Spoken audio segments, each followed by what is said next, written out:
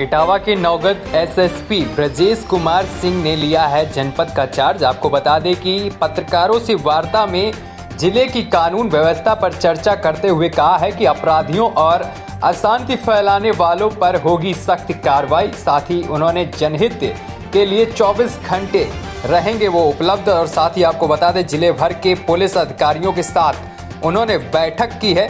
आगामी त्यौहार होली पर शांति और कानून व्यवस्था बनाए रखने पर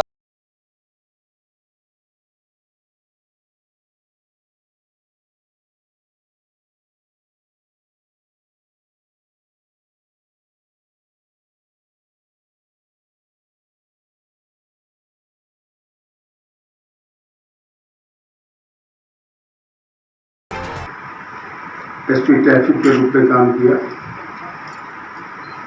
कुछ दिन तक ललितपुर गया, जहाँ से प्रमोशन हुआ, उसके बाद पोस्टिंग हुई। तो जो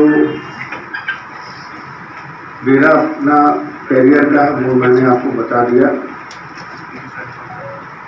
बाकी एजुकेशन में है, मैंने PhD किया हुआ है फिलॉसफी से और लॉ कर रखा है। मेरी एजुकेशन इलाहाबाद यूनिवर्सिटी और डॉक्टरेट जो है बनारस हिंदू यूनिवर्सिटी से रहा है।